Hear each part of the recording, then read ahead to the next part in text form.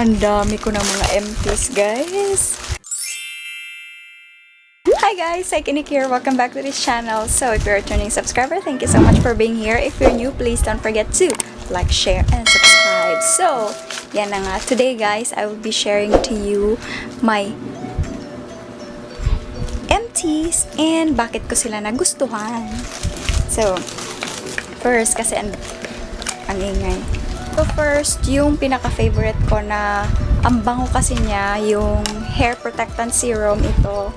Ang dami kong nauubos na mga ganito guys. So, it's from Brimod Hair Protecting Serum. Ang dali niyang ilagay prior sa pag-flat iron or curl.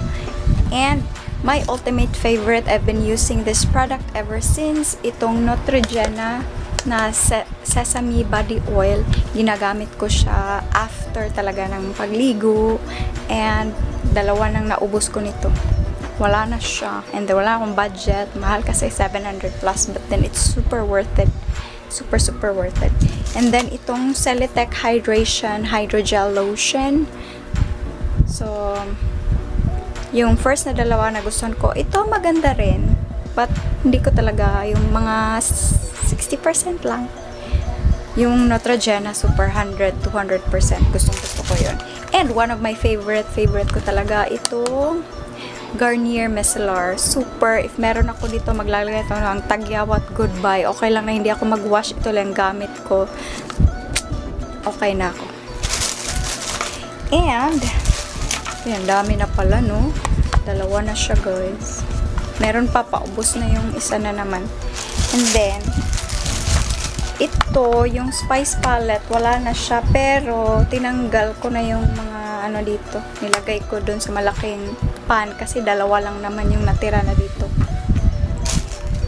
Ito, one of my fave na LA Spice na contour kit. And mga foundations. Yung Maybelline na foundation.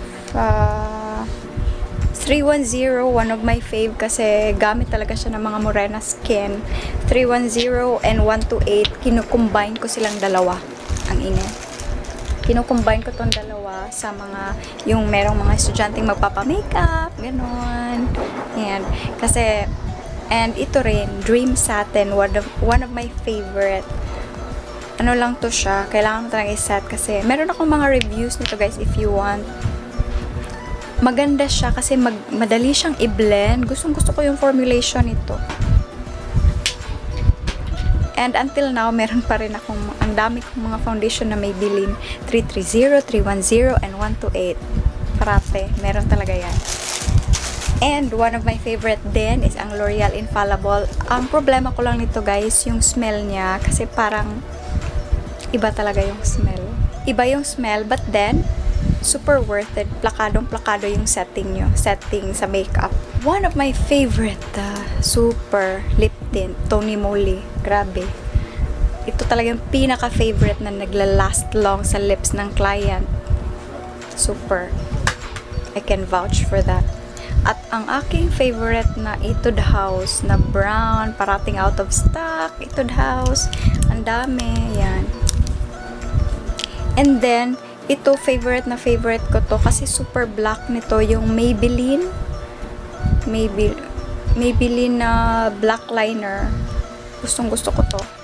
And one of my fave para sa brides, cream brulee. Pero ngayon ginagamit ko yung MAC. Itong cream brulee, ginagamit ko rin to. Super favorite.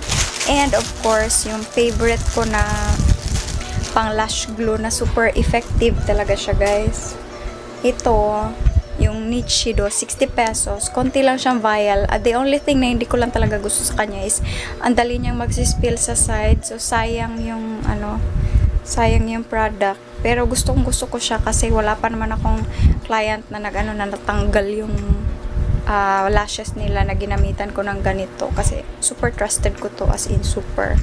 And yeah, so far, yun lang ang mga empties ko ngayon, and I hope you learn and enjoy watching the video. So, thank you so much for watching. Bye-bye for now. See you soon. Sarang. Sarang. Sarang.